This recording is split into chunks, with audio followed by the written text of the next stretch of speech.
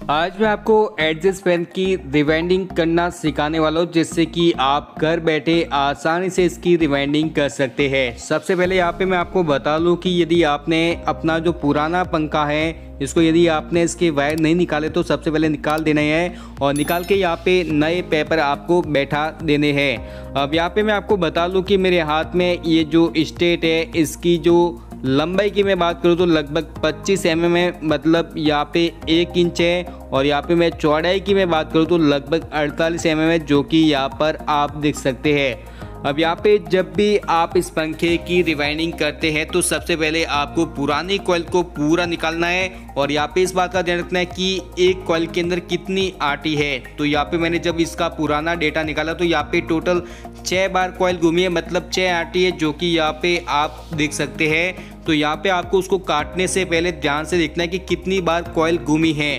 अब यहाँ पे मैंने इसका गेज देखा तो यहाँ पे 31 नंबर वायर यहाँ पे सही है, जो कि यहाँ पे मैंने गेज ब्लेड से चेक किया। अब यहाँ पे मैं आपको बता दूं कि आप इसकी रिवाइंडिंग करना चाहते हैं तो यहाँ पे आपको लंबी कॉइल बनानी होती है और यहाँ पे एक कॉइल का जो वजन है वो लगभग 48 ग्राम है। अब यहाँ पे आपको जब भी इसकी वाइंडिंग करनी हो तो सबसे पहले इसकी कॉइल की साइज निकालनी होती है। कॉइल की साइज यहाँ पे आप इस प्रकार से निकाल सकते हैं, एक वायर का टुकड़ा ले सकते हैं और इसके बाद यहाँ पे कॉइल कितनी बार घूमी है उतनी बार यहाँ पे आपको इस वायर को घुमाना है और थोड़ा यहाँ पे बड़ी साइज रखनी है, क्योंकि यहाँ पे कॉइल आसानी से आनी चाहिए, ज़्यादा बड़ी नहीं ज़्यादा छोटी नहीं। तो यहाँ पे आप देख सकते हैं कि मैं कॉइल की साइज इस प्रकार से निकाल रहा हूँ। यहाँ पे 6 बार कॉइल घूमी थी तो यहाँ पे 6 बार मैं इसको इस वायर को घुमा रहा हूँ और घुमाने के बाद यहाँ पे मैंने इसकी जो कॉइल है उसको सही सेट करने के लिए यहाँ पे सही से यहाँ पे खींचा और खींचने के बाद यहाँ पे इस कॉइल को मैंने सही से बैठा दिया है। अब बैठाने के बाद यहाँ पे मैं आपको बता दूं कि अब यह आपकी जो कॉइल है इसका साइज हो चुका है। आप पुरानी कॉइल का भी साइज लेके आप साइज निकाल सकते हैं, परंतु मैंने अलग से साइज निकाल दिया है और यहाँ पे मैंने एक दूसरी यहाँ पे कॉइल भी बना ली है, जो कि मैंने 31 नंबर कॉपर वायर लाया और यहाँ पे 92 टर्न ले लिए, मतलब 92 टर्न ले लिए और यहाँ पे इस कॉइल को बैठा दिया है। अब कॉइल को बैठाते कैसे ये आपको समझ में नहीं आया तो यहाँ पे मैं आपको बता दूँ कि जिस प्रकार से आपने इसका माप निकाला था इसी प्रकार से आपको कॉइल को ऐसे बैठाना होता है। यहाँ पे लंबी कॉइल बनती है जो इसको आप लस्सी बोल सकते हैं। अब इस प्रकार से यहाँ पे आपको बैठाना होता है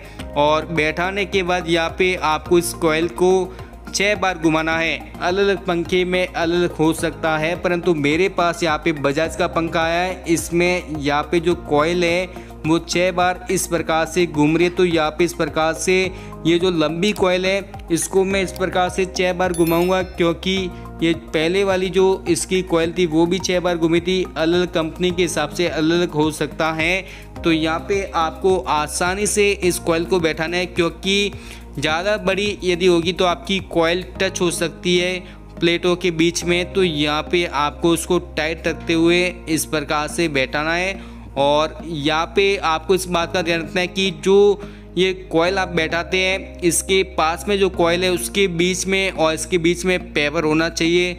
यदि पेपर नहीं लगाते तो आपका जो पंखा है उसकी उम्र कम हो जाती है, वो ज़्यादा लंबा नहीं चलता है। तो यहाँ पे आप देख सकते हैं कि मैंने इस कॉइल को बैठाते समय जो कॉइल है उसको 6 बार घुमा दिया है और घुमाने के बाद इस कॉइल को मैंने यहाँ पे सही से बैठा दिया। इस प्रकार से आपको चारों कॉइल को ध्यान से और सही से बैठा देना है। और यहाँ पे इसके जो कनेक्शन यहाँ पे मैं आपको बता लूँ कि एक आपको सबसे पहले छोड़ना होता है, अंदर का अंदर और बाहर का बाहर, इस प्रकार से कनेक्शन करने होते हैं। जिस प्रकार से आप किसी भी मोटर या फिर पंखे के करते इसी प्रकार से इसके कनेक्शन है, जिसको आप आसानी से कर सकते हैं।